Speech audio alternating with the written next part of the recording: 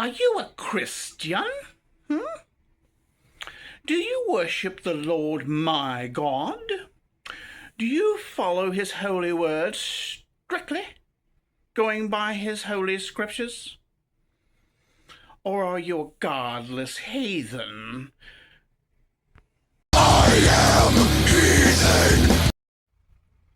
And yes, I am not an uncultured swine. I realize that heathens can absolutely believe in their gods, which are nothing but false gods and devils and demons, for that matter, heathens and pagans. If you don't worship my God and follow his holy laws as I read them, you are certainly a sinner in need of salvation, or destined to hellfire for all of eternity.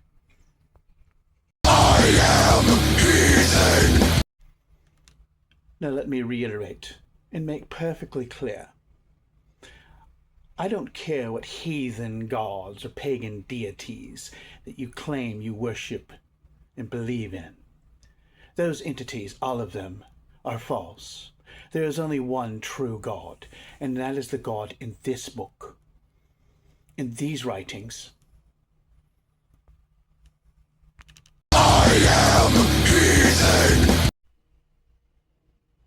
And of course, there are many who claim they believe in this book and go by the commandments and the rules and the laws within this book.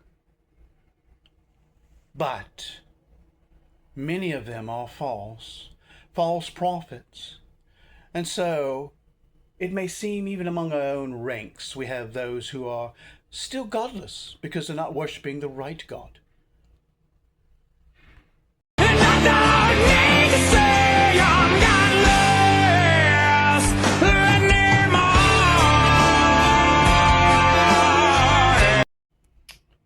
Or certainly not worshiping God correctly or rightly. This book says of itself to rightly divide the word of truth, and that this book is like a sword. It cuts both ways. This book contains all the truth that we need. Oh, I'm sorry. I grabbed the wrong one. I have this just for research. I'm sorry. Oh dear.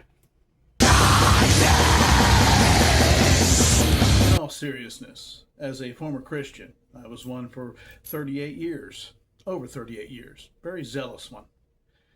I can say, without a shadow of a doubt in my mind, that there absolutely is no fucking God. There is no entity or deity or being that we have to serve or worship or obey, or that even created us, humans, or created nature. But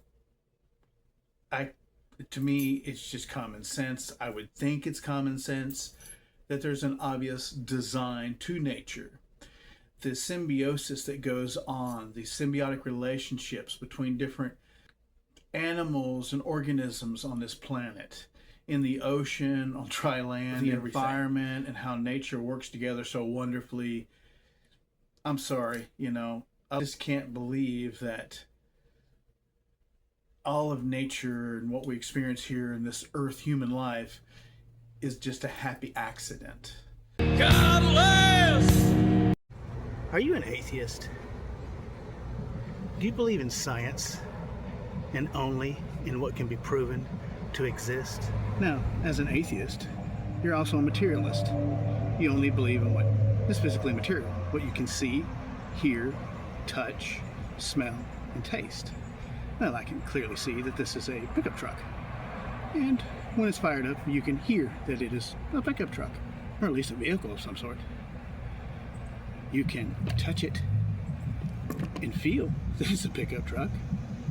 Yeah, maybe you could smell it. I don't know if the exhaust isn't working well. And also, you can taste it and see that it is a pickup truck. Yep, definitely a pickup truck.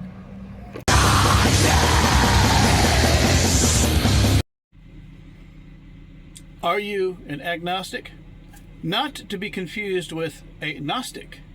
A Gnostic, a person who believes in Gnosticism, who's a Gnostic, they feel like they do know.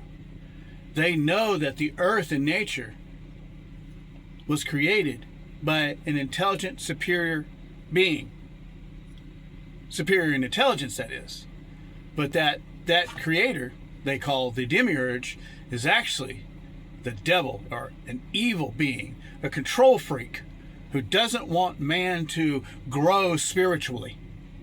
And he has these little demons, these archon, these rulers who feed off of our negativity. They feed off of this energy like loosh, and they control us by keeping us in fear and at each other's throats and lustful. Kind of sounds familiar, doesn't it? It sounds like the government and corporations and politicians and big business, huh? And a fun fact, the archons, these rulers, evil rulers, these demon rulers, these parasites that feed off of our negativity, the human negativity, and want to keep us controlled, ultimately for the demiurge. Archon comes from the very Greek term, ruler. And I, myself, all my adult life, have said I'm an anarchist. Anarchist meaning a non-statist, meaning I don't believe in statist form of government and rulers, or so-called politicians. Rulers who make laws for you. That's what a politician is. A legislator, he's just a lawmaker. They call them leaders, but they're rulers because they write up rules or laws, legislation for you to obey. And if you don't obey, there is violence to be used against you. Well, anarchy comes from the Greek terms anarchos. Anarchos. Archon, archos. Ruler. An meaning no. So no ruler or no rulers. Anarchy.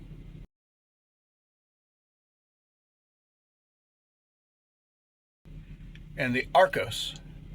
So no archos, no rulers. Just a fun fact there. And people think that we need rulers or governments to make laws, always for the other guy to obey, or the other gal, for other people to obey. And statist government can do nothing except for the underlying threat of violence. Don't pay your taxes. Don't show up to court for a speeding ticket. Do whatever the government declares is illegal or legal. Do whatever they claim is illegal. And they will use violence against you. A man with guns. The security guard for the state is the police officer. But so it is also the military. It is always the gun or the sword, the violence, that is the underlying threat. And people believe in government because of their fear of one another and their fear of life. Think about that. Maybe the Gnostics aren't too far off, huh? Anyhow, these Gnostics think they know. They've got the special knowledge. The Gnostics are kind of like the other theists that believe in a god or gods and all that. So the Gnostics have their own little story and their own little beliefs. The agnostic is someone who just isn't sure. They're indecisive. They haven't made up their mind. Now, a Gnostic has made up their mind. Like a theist, they are pretty damn sure that they know what really went on, that there is a intellectual or intelligent design to nature. But for them, it's not a god to be worshipped or a deity to be worshipped, but a demiurge to be outgrown, bypassed. Now, the theists are not to be confused with deists. Deists believe that there is some sort of a superior intelligence because they can see nature and see a design and a purposeful design to it, and engineering to it. But they believe that this deity, deists believe, created things, a superior intelligence, but it doesn't really give a fuck about us. It doesn't give a shit what we do or don't do. Whereas theists, the different forms of theists, they do believe that their God or gods give a shit and give a fuck and are involved in some way or another, if just judging or guiding us or controlling us, controlling how we're cursed and how we're blessed. And Gnostics are a type of theist. But agnostics don't believe, they're not deists, nor are they theists, nor are they atheists. They're very indecisive. They're on the fence. They're in the middle. They just can't make up their mind either way. And they haven't said that there's absolutely no God, like a hardcore atheist says there's just no God, no superior intelligence, and that nature just is. And that's just all, as a Bob Ross painting, or Bob Ross would talk about, you know, a little accidental stroke on his canvas as he paints, he would call that a happy accident. And that's basically what atheists believe, that the earth and nature, what we think is order and beautiful and organized and engineered, to them it's just all a happy accident, and things will go right back to chaos. And that actually, in chaos theory, to the atheist, everything's already really in chaos. It just seems like it's not. Okay. Well, back to the agnostic. The agnostic can't say that there's no intelligent design or something, some ghost in the machine. They're not saying it's the Holy Ghost, but they're saying there probably is something, maybe, but they're not sure for sure. But they're also not going to say that there is intelligent design. So an agnostic is a person who, unlike a Gnostic who has a gnosis and special gnosis and thinks that they got it all together, or a theist who thinks they got it all together, or an atheist who thinks they got it all together, all figured out. An agnostic, well, they're just flat out indecisive. I knew a man that used to say that agnostics were just lazy, and agnosticism was just laziness, because they wouldn't pick a side. It's okay not to pick a side. I don't pick a side in politics or in sports, because I don't care about either one of them. They're both fake. But anyhow, professional sports, that is. I need to cut this short because my break is almost over, and I want to call my wife and find out where she would like to go, what restaurant she would like to eat from this evening for dinner.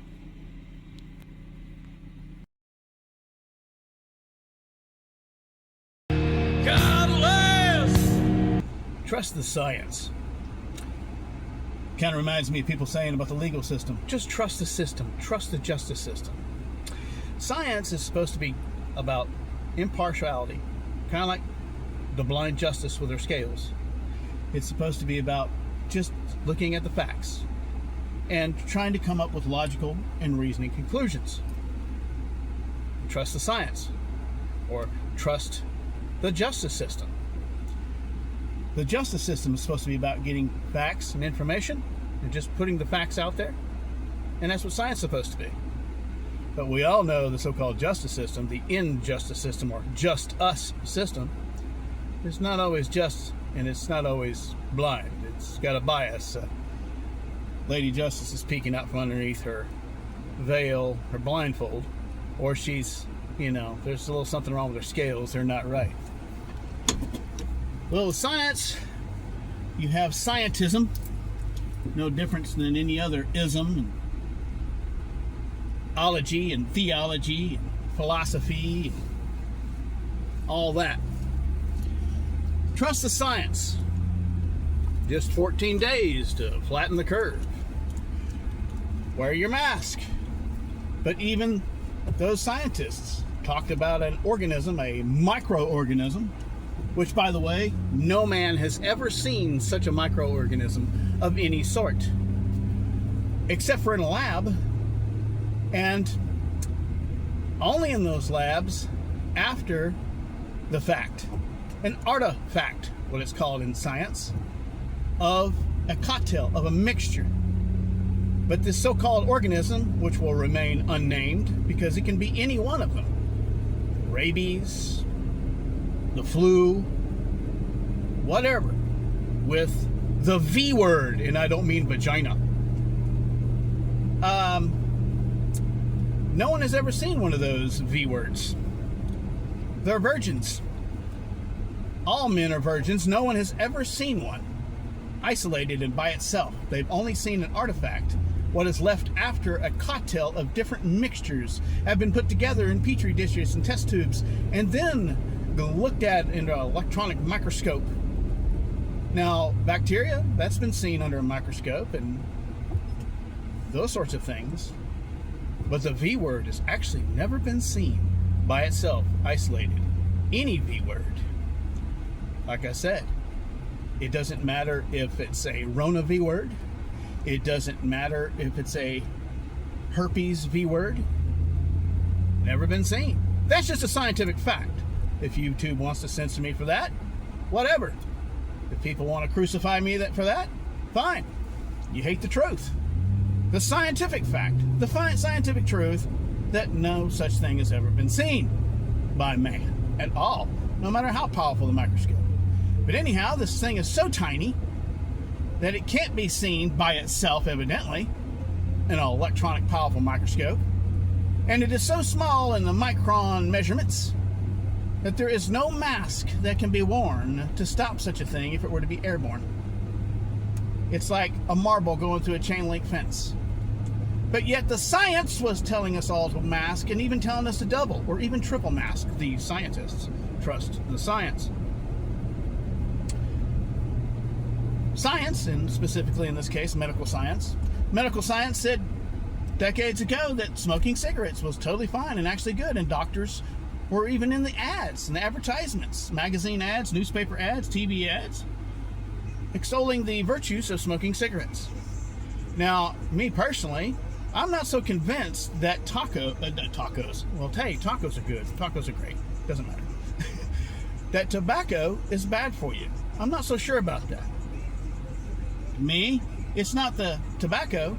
It could be possibly the things that are put on the tobacco, such as the pesticides that are sprayed upon the tobacco plants to get rid of the tobacco suckers and parasites and bugs, insects. The insecticides sprayed by tobacco farmers. Perhaps that's what's causing a problem. The lung cancers and the mouth cancers and the throat cancers. Now, we all know that people get lung cancer, throat cancer, and mouth cancer and have never smoked in their life or dipped or chewed tobacco in their life. So, these people that get these sorts of things that were indulging in tobacco, maybe it wasn't the tobacco they were chewing, dipping, smoking, or had in a pipe or smoked in cigar form. Maybe it's the chemicals sprayed upon the tobacco. Maybe it's the chemicals added by the cigarette and tobacco companies. Perhaps it's the chemicals put in the filters of cigarettes. I don't know. But has it ever actually been looked at? Or are we just going to blame tobacco smoking and nicotine itself for the alleged cancers that it allegedly causes? I mean, they're real cancers, but that they allegedly cause. Something to look into. But the trust the science thing, which I knew from the day one was all bullshit. You all remember that back in 2020 and the sort. That fiasco I knew was bullshit from the get-go.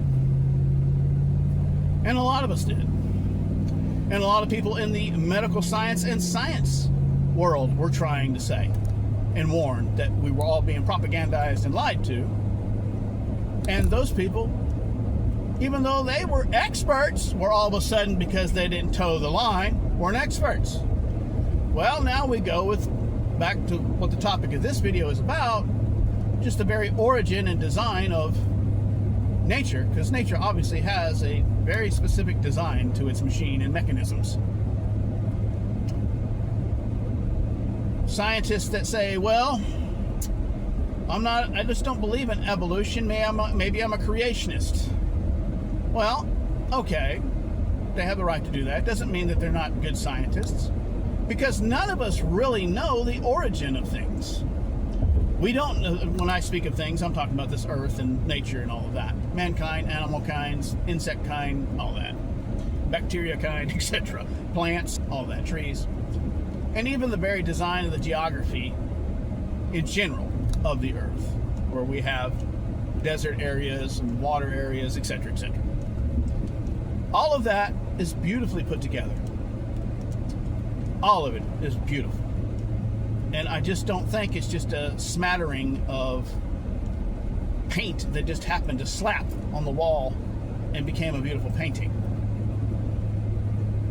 Like Bob Ross, the great TV painter and instructor on painting, when he would talk about an accidental stroke of your brush or a mishap as you're painting on your canvas, you turn that into a happy accident. You make it into a nice little puffy cloud or a bird or a hill or a mountain or a tree. It's a happy accident. I just don't believe all of nature is a happy accident. I believe that there's absolutely a purposeful, intelligent design. So the question is, for me, there's obviously creative too, but intelligent design and designer. Who or what is this designer? What is the ghost in the machine? How this all come to pass? How this all come to be? For me, we can just do like the creationists and just put it on a God, Bible God or whatever, and say, yeah, I just spoke it into existence. Or we can go a step further and say, is that book literal?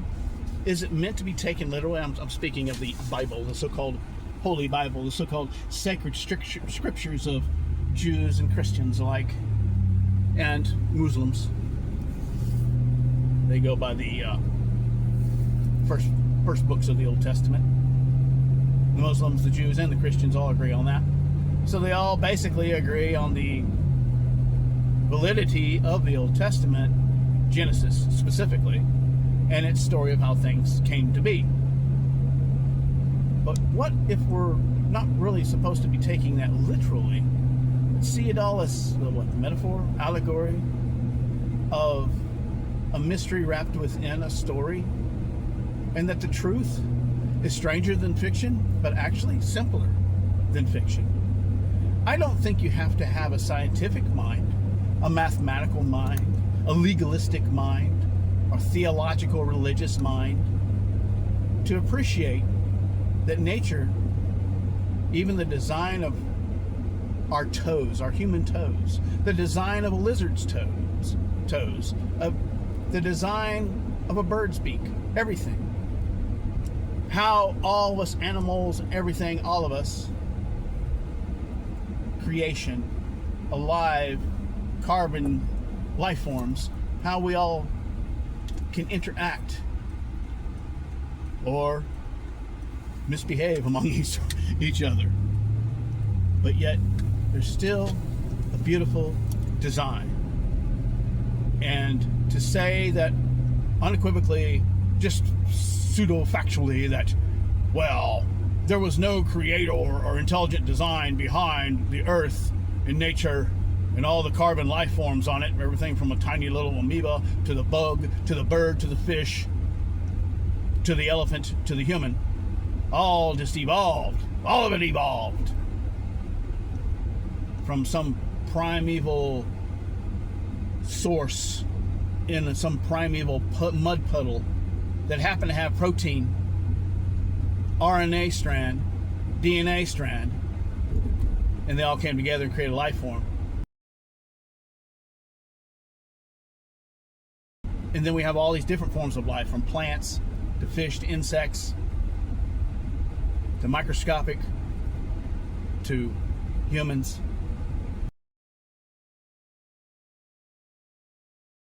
Birds.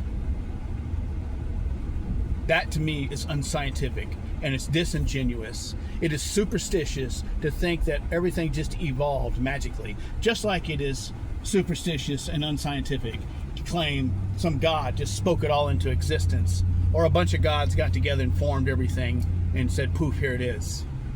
No. I have come to believe and understand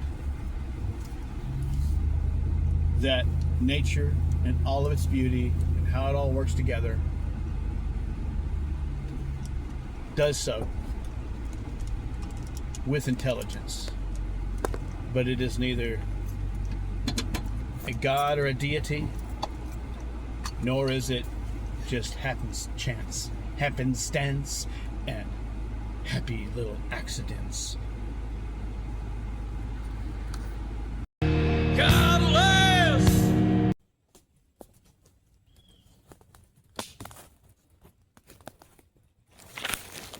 What in the world? What is this? Is that what I think it is?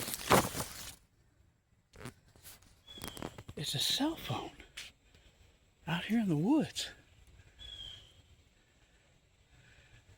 It must have evolved. Must have took it millions of trillions of grillions of years to evolve, because it couldn't have just been created and made. Oh, I'm being silly. Of course it was put here by an intelligent being. It was probably put here by ancient astronauts who used lost technology. I can't help but look at the beauty of nature and think how it all must have came into being. Did it evolve? Was all the different life forms and genetic material and RNA and DNA transported here by asteroids, meteors, comets, meteors crashing into the Earth, aliens bringing it here?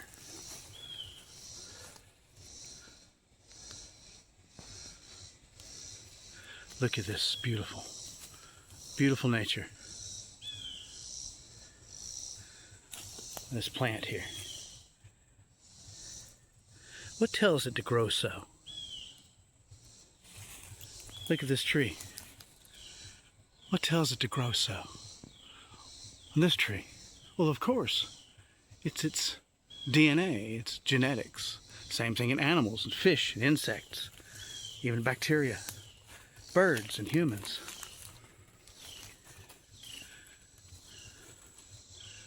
We had pine cones. But how? There's no intelligence that created the seeming intelligence of DNA, of genetics, of RNA, of the delicate balance, the ecology, and the symbiosis that's in nature and among animals and living organisms? No. It's not all here by chance. And even if it was all brought here, plant life, aquatic life, birds, land animals, insects, and microscopic amoebas. Even if it was all brought here, it still has a genesis somewhere, a beginning somewhere. How did life begin? How did existence itself? The rocks, they're not alive. The dirt, the grains of sand. How did even all that come to be? Or is this like a holodeck in a Star Trek show? And this is just a dream matrix. A dream holodeck. And we are all one consciousness exploring itself. The many individuated nodes of experience. Something to think about. The triad of life. The three things required for carbon life form is a protein, a DNA strand, the double helix, the flash drive with the programming for the life form to be, and another single strand called RNA.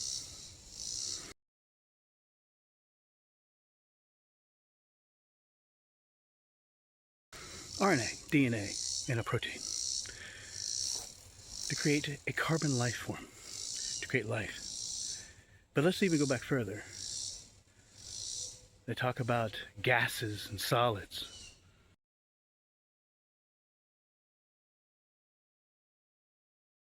hydrogen, oxygen. Of course, hydrogen and oxygen mixed together in the right ratio creates what? Water, right?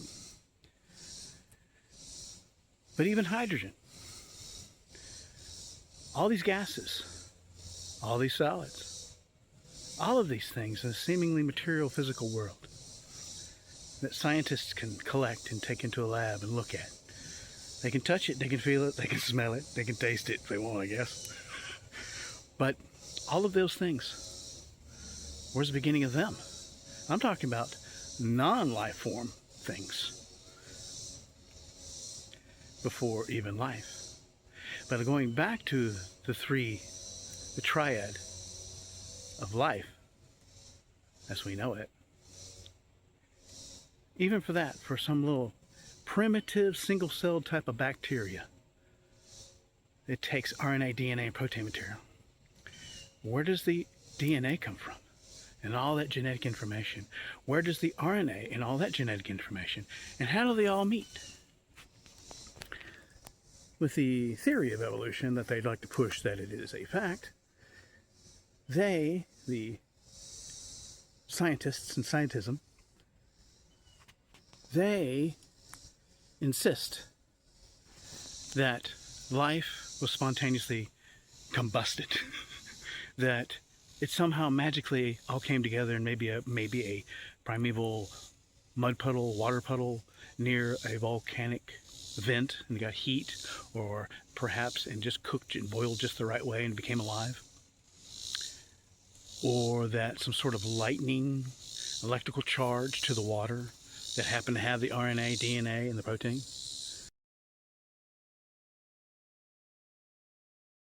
But where's the electrical charge? Where does that even come from? I asked my biology teacher, I think I was a freshman in high school. There's a lady, and I asked her. I said, you talk about the building blocks in life and all this, that, and the other, molecules and atoms and all this. I said, but what came before that? Because I didn't know. Now I was a young Christian, but I was asking an honest question. And she said, well, you got to have a building block and a start somewhere.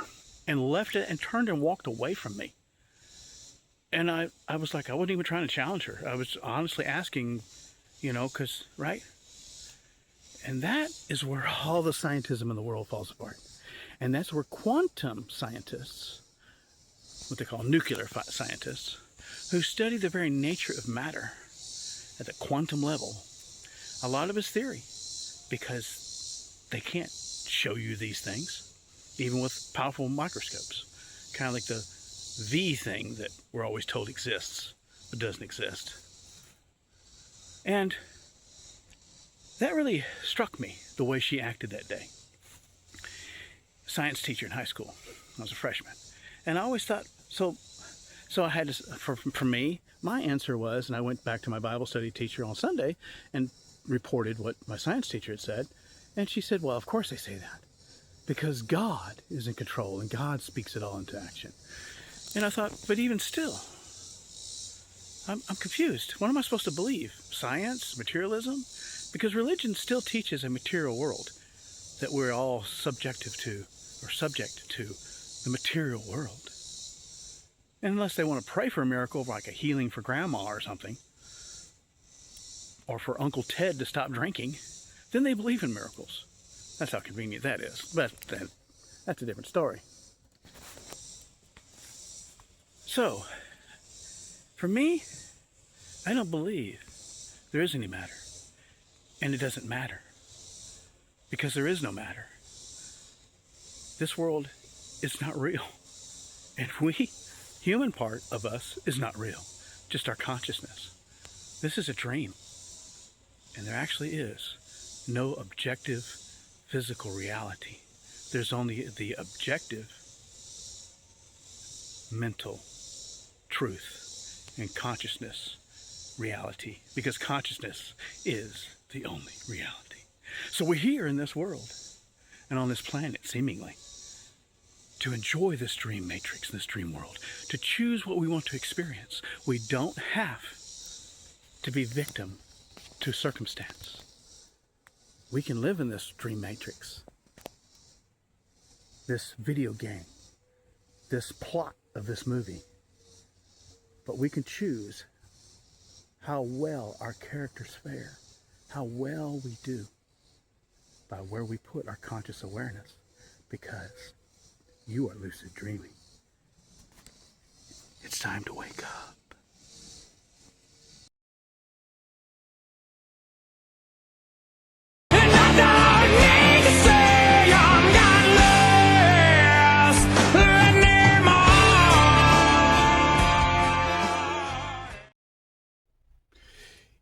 I hope you've enjoyed this video, my little clips and my snarky sarcasm and silliness.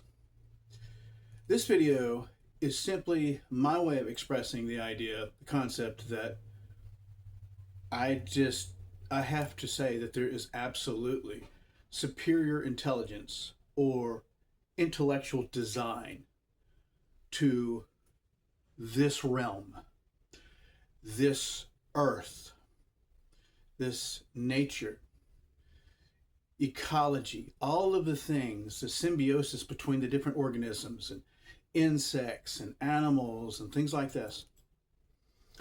I just don't believe it's all like an accidental brush stroke on a Bob Ross painting and that it's all just a happy accident.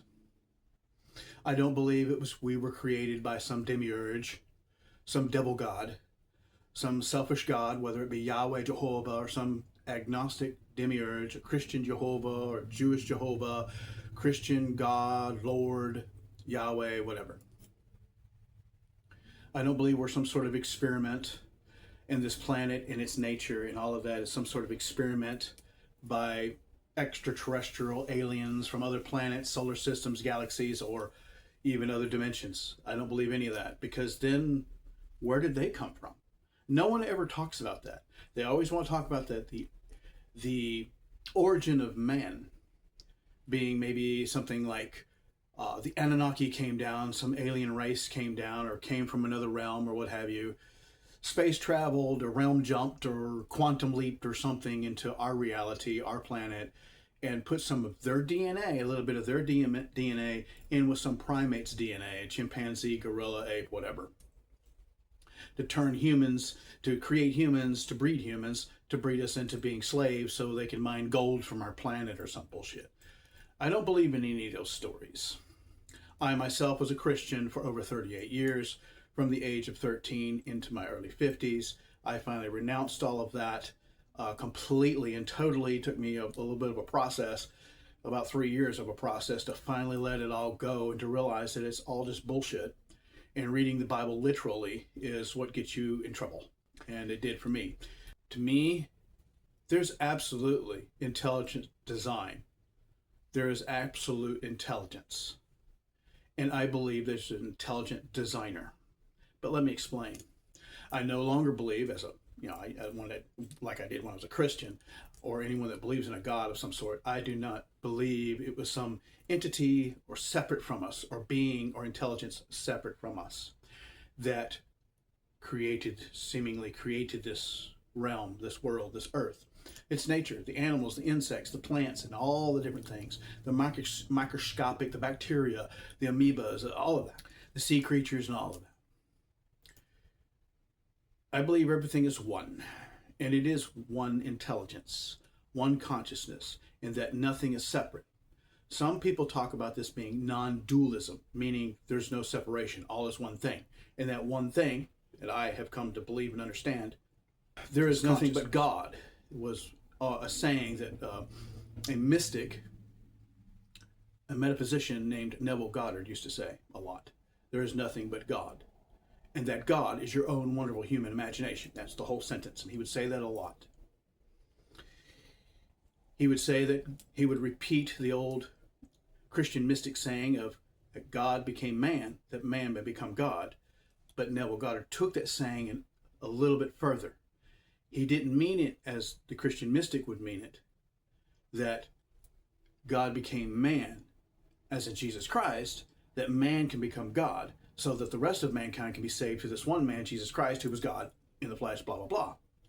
What Neville took that to mean, that saying, and he took it in his own way and explained it in his own way and seen it in his own way and used that saying in his own way And he meant that actually God, intelligence itself, is man.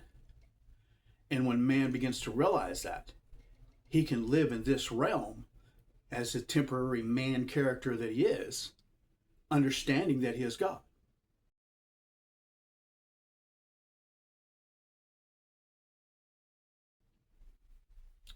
Manly P. Hall, the researcher of the mysteries, the mystery schools, and the occult, summed all of his stuff up in a statement that I will paraphrase,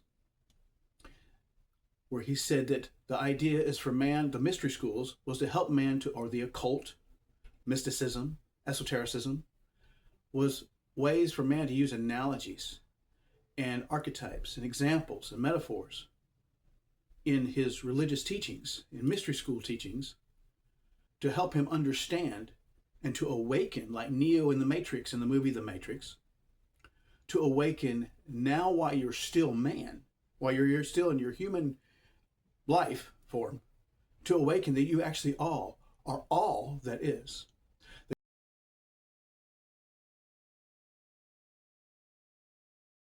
The Kybalion calls this universe, this oneness, the all. It's contained in all. So when I came to understand non-duality, it made sense. Now, when I was a Christian, I wasn't a Trinitarian. I was when I was a Baptist, but I got away from that and later came into the Godhead doctrine, that Jesus Christ himself was actually the Father in the flesh, and that he was wearing a Son of God. Son meant human flesh, and that God meant spirit. So I wasn't a Trinitarian anymore, and I began to understand that Jesus Christ was simply God the Father in human form, but that God is also everywhere. And so when he was, quote, praying to his Father, like on the cross or in the Garden of Gethsemane or whatever, or referring to his Father, he was referring to his higher mind, to spirit, to Father, his Father self. But he also was in that man. And that the Son of God is not some separate entity or deity. And I became a oneness Christian for many years. And so I would debate and argue with Trinitarians that no, there's not three different separations, and the Holy Spirit is simply another way to describe God, the Spirit. All-knowing, all consciousness, all that, right?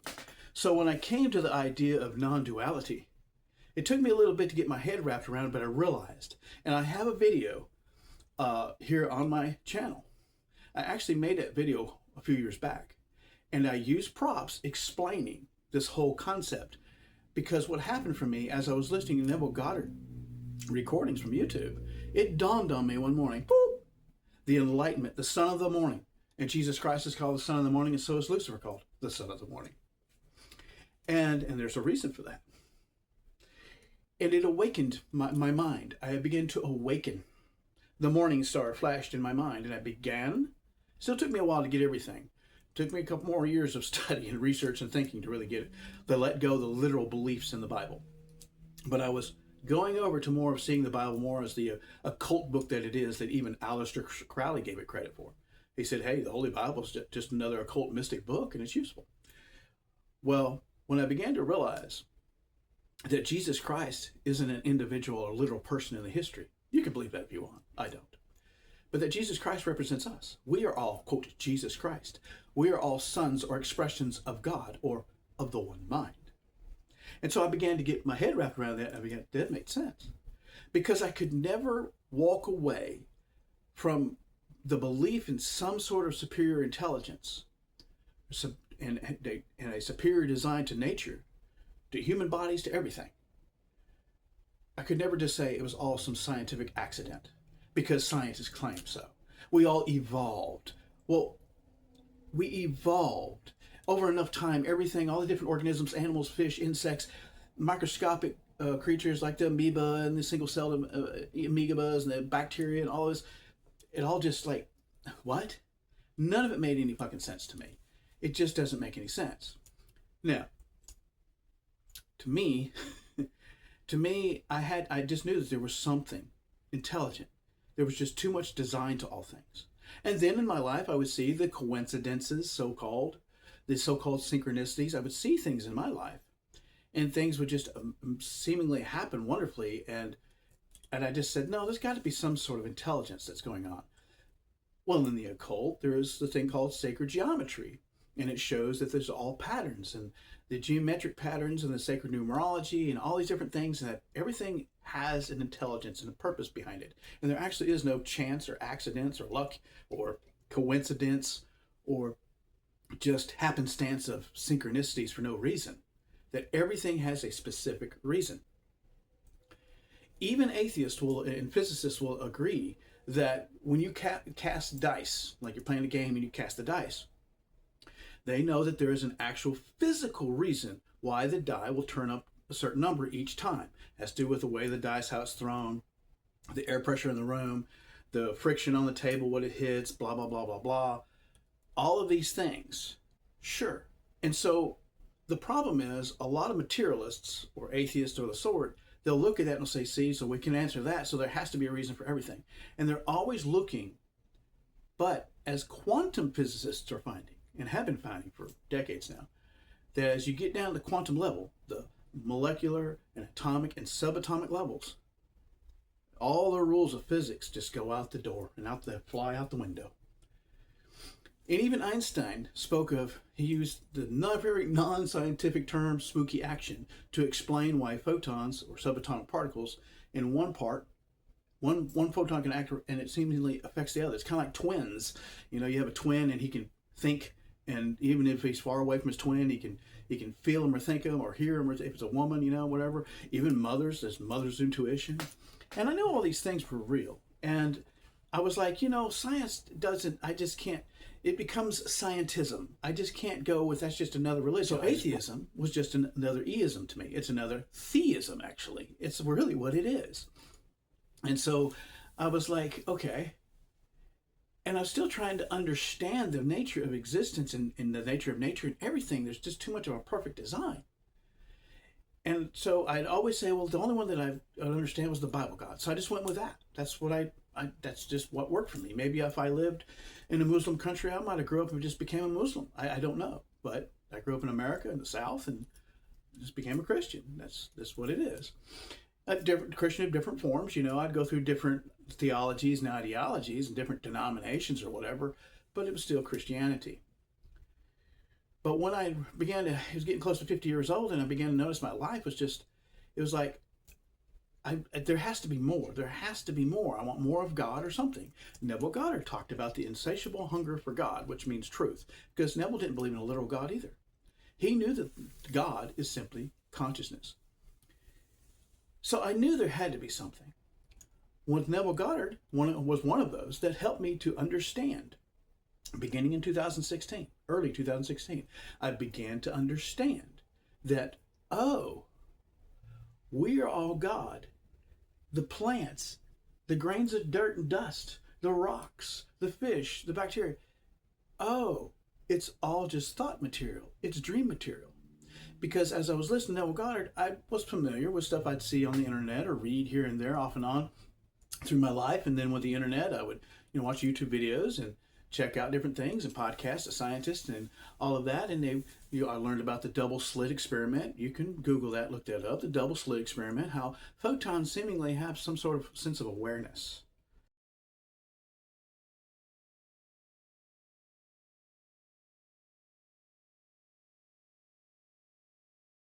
The subatomic particles, they seem to have an awareness to them. Double slit experiment. And I was like, so all of nature, oh, and then it dawned on me. Oh, that dawning again, that son of the morning enlightenment of Lucifer, or the Christ mind, the anointed mind. Christ means anointed. The Luciferian mind, the enlightenment, right? That I am Jesus Christ come to earth to suffer, but to rise again and to awaken while I'm still man, like Manly P. Hall said. Or I am Lucifer, who seemingly was cast down for false pride. But actually, Lucifer is that black flame, and Luciferianism and Satanism is that chaos flame where things are thrown in and alchemized. I wear the ring here, the symbol of the Philosopher's Stone, and it's referring to alchemy and transmutation. That's where we get the word chemistry, right? You begin to mix things and you can create. So we come here not to be so much creators or manifestors or law of attractioners to attract. We're here to choose. I began to notice that all of nature and all of reality is made up of dream material. And this earth, people want to argue whether the earth is flat or round or how old it is or how it came about. Did it evolve? Was it created? It's all a dream anyway, ladies and gentlemen. We are fingers of the same hand. I say it in all my videos, or most of them. We are all rays of the one sun. I say that a lot. We are all the one intelligence that created this earth. It has, quote, dumbed itself down and come here to experience. And it can only experience through these blurry, dirty glasses of the human ego mind, the human mind, and its five senses. That's how we can play in this video game. Just like you play a video game, you have to have a character. You have to have an avatar. If you play Dungeons and Dragons like my kids do, you got to have your characters. Now, within those characters are certain parameters, but it's pretty wide parameters. You may not have been born to be a champion strength athlete or bodybuilder or basketball star or anything like that. But within your parameters and your desires are higher mind, the sun, the hand telling the finger, or the sun telling that ray what he can have. And I like to say, Neville Goddard used to say, desire is divine. And I always add to that my saying that I put in most of my videos too about these topics. When I talk about metaphysics in my videos, and they're not videos about work or something else, desire is divine. It is your higher mind telling you what you can have or experience. If it's an experience you're wanting or a thing you're needing or want, that you can have or experience, if you will accept it to be true, just know it's true, and then allow it to happen. You don't have to figure anything out. You don't have to force anything out. And that is another way that you can show that the material physical world is not what we think it is. It's just a dream matrix. And the more science is going to start looking into things, they'll seem like quantum physics and the very nature of matter and existence. The more they look into it, even philosophers, as they, through the ages and even today, philosophers are always trying to figure out the nature of life and what it's about. When you come down to the fact that we're not here to serve any entity, deity, or God, we're not here to fight anything, we're here to live as Joseph Campbell, the comparative religion professor and author and speaker, said when he summed up all the religions in his works, that we're here to follow our bliss. So you follow your desires and realize that there is no lack, there is no struggle, there is no war. There's nothing but consciousness. There is nothing but mind. And the whole universe is mental. So when I came to understand that I wasn't wrong, because I was like, well, I can't seem to get to God, so maybe what if God isn't real? Am I worshiping him wrong? Because I was troubled through the years. I would always be troubled. Am I doing the right things? Am I in the right groups? Am I believing in the right doctrines and theologies? And I would change those around, rearrange those, drop some, add some, trying to find ways to please this God that I really wanted to please, my maker. And then when I come to realize I am my own maker, and so are you. There is no separation. You can't be separate. Neville Goddard used to say, there's nothing but God. Nothing but God. And I remember him saying that. It started to sink into my theological trapped up mind. I began to understand, well, if there's nothing but God. So when in the Bible it talks about he spoke things into existence, he simply imagined it, because there's nothing but consciousness. When there's nothing but consciousness, the physical world, the physical so-called objective world, doesn't even have to exist. The universe is in a dream state when it's dreaming through us. It's playing. It's nothing but information. As Thomas Campbell, the nuclear physicist, quantum scientist, who knows and believes this stuff and talks about this, and wrote a book called My Theory of Everything, where he had many out-of-body experiences and realized that he is not his physical brain, his physical body, he is consciousness. And documented out-of-body experiences at the Monroe Institute many years ago. And he talks about how our consciousness is the only thing there is. And we're here to expand. And he talks about that the universe is just a big information field of information and consciousness and conscious awareness. So what do we do here as humans? Well, have fun. I have fun, but I don't believe in any devils anymore. I don't believe any angels. I don't believe in spirits and entities and deities. You can. Are there such things and that seem to be expressed in this realm? Are there people who seem to can channel seemingly very intelligent entities that know things? Are there people that have, maybe they have demons and they need to have them have an exorcism? Are there ghosts and apparitions that are seen? Are there seemingly alien crafts from other worlds that come here? Are these type of things? Yes, all of these things can be experienced here. Absolutely. This is a dream world. But the only objective truth is not found in a book. Thank God, even though there is no God. The only objective truth is consciousness, conscious awareness.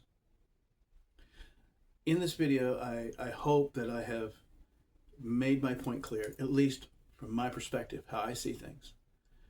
As a former Christian, zealous Christian, even though I had a hard time, I wasn't interested in being a hypocrite. I didn't try to be a hypocrite. I wasn't self-righteous like the character I played in this video earlier. I was never self-righteous like that. Matter of fact, I dealt with many so-called Christians that were very self-righteous like that. I've seen many hypocrites. I've seen many horrible things, but I've seen all of that in atheism, agnosticism, and just whatever isms. I've seen that. Those people are all throughout. Religion does seem to draw in the narcissistic, the sociopathic, and the mentally, deranged, but not the majority. It's just those people in the religious world are victims of those type of people. But so does politics. So does science, evidently. The fields of science. So does big business and banking. So does the entertainment industry. Those type of people, it's more like those sociopathic, psychopathic, narcissistic people just rise to the top of those areas. That's where they shine. But when you're not interested in doing anything but just living your life, and you don't want to harm anyone, you want to enjoy your life and actually have fun being a blessing to other people by the things you create, you make, or whatever it is you fix, if you're a repairman or repair lady, whatever, just living your life. But the idea that there is a God, I, as an ex-Christian, can tell you unequivocally, with absolutely no hesitation, there is no God. When I say God and people in mysticism and metaphysics and all of that, when they're talking about God, they're using that as a metaphor, as an archetype. The different gods in paganism, they use those as archetypes. You can use the devils and the angels and all the different religions and their stories as archetypes. You can use characters on television shows, in novels, in Broadway plays, movies as archetypes. They're just simply examples. But there is nothing but consciousness in the seemingly material objective world. This seemingly objective world is not objective. It is subjective, and it is subjective to the only true objective, that there's only consciousness, conscious awareness. That's all there is.